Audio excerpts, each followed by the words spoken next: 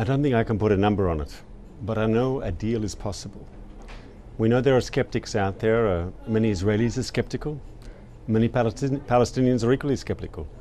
But I think the job of people in leadership is to prove the skeptics wrong and to try to get a historic deal, and it is possible. I suppose what's a bit concerning is the little bits of information that we have got about the framework, remarkably similar to that those reached at the Annapolis conference in 2007, a one-year time frame. I'm just looking at the Annapolis joint understanding read by President Bush at that conference. All core issues on the table, bi-weekly meetings, and all leading to a roadmap to a permanent two-state solution and so forth. And we have been here before, haven't we? What's different this time? I think what's different, or one of the things different, is the idea to put all the issues on the table together.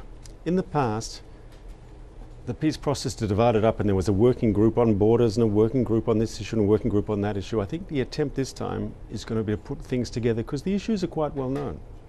What we need to do is we need leadership. And you can't take one of the issues, one of the core issues, and look at it in isolation. It doesn't work that way. I'll give you an example. There was a Palestinian demand, previous demand, as a precondition for talks, that we had to accept the principle of 67 borders. You remember that.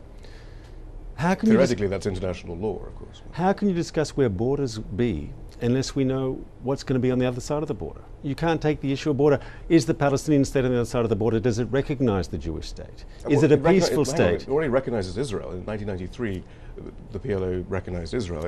I mean, that's the core issue, and that's already been achieved, surely. I will answer that in a second. I just want to say, but how can we agree to a border unless we know what's the nature and the character of the society on the other side of the border? And that's why the core issues are interrelated. Is the Palestinian state on the other side of the border going to be demilitarized? Right. Is it going to be a peaceful state that fights incitement? So all these issues fit in together. About the issue of the Jewish state, that's really a core issue. I would argue that that's the fundamental core of the conflict. Because historians who've looked at the Palestinian-Israeli dispute, it goes back 100 years.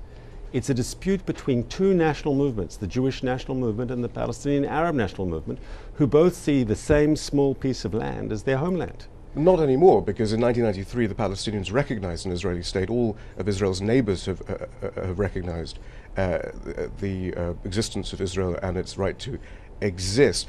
I mean, this is what's so interesting, actually, is that Mr. Netanyahu talks as a man whose time has come and as a man who thinks that the time of peace has come. But then this change of reference suggests that peace will not be achieved. One, because the idea of a Jewish state already presupposes a very thorny final status issue on the right of return. But secondly, it gets the Palestinians involved in a political issue. Zionism is a political concept. It's not a geographical concept. The point about this peace process, it's land for peace. It's not the nature of the political system in place in Israel. I beg to disagree. Zionism is Jewish nationalism. Just as if Palestinian nationalism is legitimate, surely Jewish nationalism is legitimate. And I would ask the Arab world, if the Jewish state is illegitimate in your eyes, in other words, if the Jewish national movement is fundamentally illegitimate, if we're seen as crusaders and you're only making peace with us because our swords are big, right? If that's the way that you see us, are you really offering us peace? Surely peace demands fundamental recognition of the legitimacy of the other side. And I, as an Israeli, as a Jew, as a Zionist, I'm willing to say there's a Palestinian people entitled to national self-determination with a connection to this soil who want a state and sovereignty of their own. But I also need to hear from my Palestinian neighbors there's a Jewish people with a connection to this soil who also are entitled to national self-determination and a state of their own. But as you well know, it's not quite as easy and romantically easy as that. This is about fundamental rights, not only actually between the two states, but also within Israel itself. And of course, there are issues about calling Israel and recognizing Israel as a Jewish state in that sense for the Israeli Arab population. Some would say it kind of codifies the apartheid that some suggest already exists. Let's be fair. Israel is a democracy. Israel's Arab citizens, and we have to ensure that there's equality and democracy, but they have more rights than any of the Arabs in the neighboring Arab countries. That's a fact. Where else do you have a free press and free trade union movements and multi-party system, which I mean, we've got in our Knesset, and you report this regularly on Al Jazeera. We've got opposition. How they're treated in the Knesset as well, actually.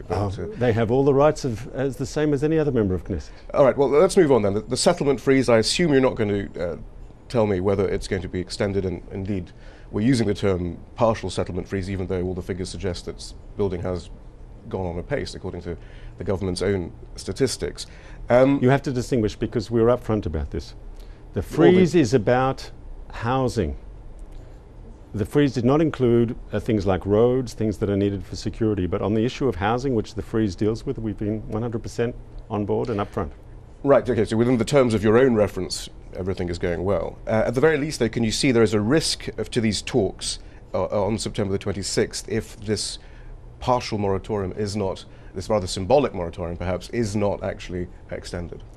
Why would anyone want to break off the talks when they've just started? And I'll give you an example. Because illegal settlement expansion is going on. I mean, the whole point is, in the past, if you, forgive me to just interrupt there, in the past, the peace process, we've known statistically that it's during times of what is called a peace process that settlement expansion is at its height, which often suggests that negotiations aren't going on in good faith, and in fact a two-state solution is nigh on impossible, frankly. Well, first of all, I'd remind you that Israel took down some 20 settlements in the Gaza Strip, and I'd ask you, what did we receive in return if settlements Believing really an open-air prison in a siege. Sorry, we took down 20 settlements, and we forced all those settlers who didn't want to voluntarily leave, we forced them to leave, and some of them didn't want to leave, as you know. What did Israel receive in return for evacuating the Gaza Strip? What did you leave behind? Please let me answer your question, sir. Let me answer your question. On the way here to Washington, we received the terrible news about the terrorist attack on the Israeli civilians. 4 people were killed. There were voices in Israel that said, Mr. Netanyahu, turn the plane around, come back. It's not the right week to discuss peace with the Palestinians after such a tragedy.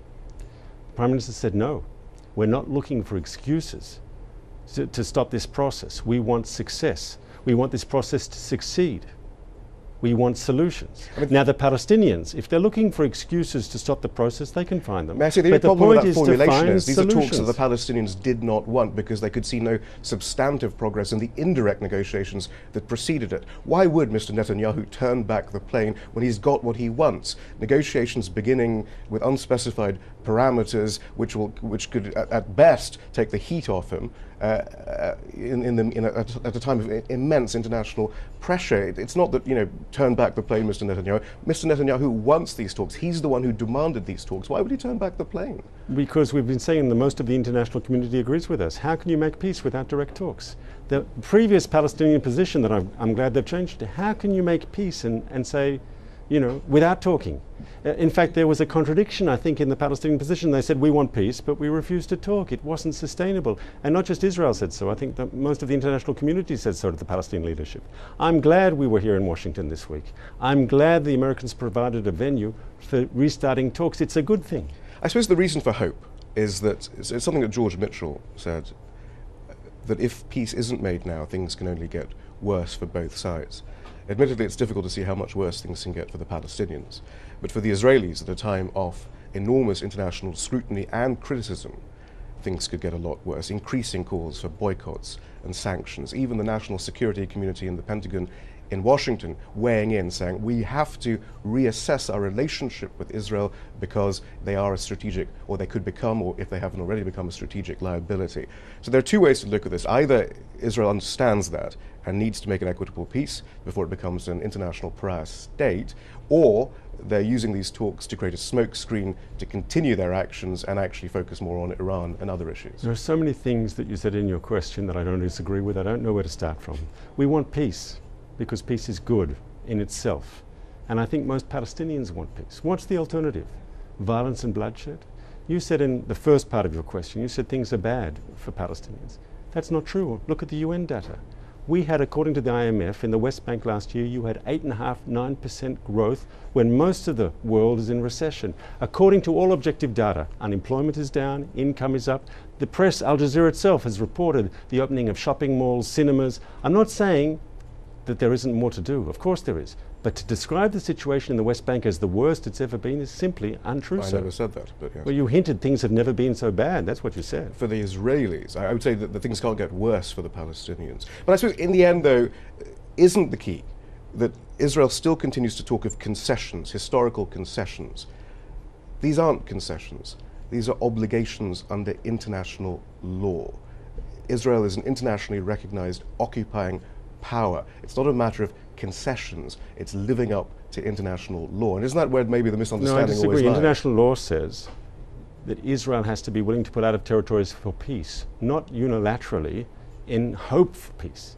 We pulled out of Gaza. What did we receive in return? We're not going to pull out of the West But you Bank. pulled out of Gaza and then broke the Geneva Convention, but with collective punishment and so I forth. disagree. It's about, I disagree. I don't think that's a fair statement of what happened. Are the Palestinian people, is the larger Arab world willing to see Israel as a legitimate part of the region? If they are, if they're willing to accept the legitimacy of the Jewish and state, they've all said so. The legitimacy of Israel is set in stone. Let's face it. I hope that's true. Right. And I'd ask you then is why do we hear sometimes from the other side we will never accept Israel's legitimacy as the Jewish state? Because that's a concern. And I think what we're hearing today from the Palestinians shows that there's a new positive trend, and I'd encourage that. Ultimately, we're going to have peace and reconciliation. We're not going to have that by demonizing each other, by calling, like you were saying before, using language about apartheid state. Israel's a democracy. Everyone knows it's a democracy. If you use words like that, you're demonizing one side, you're turning them into a Satan. How can you have peace if you call the other side a Satan? It's about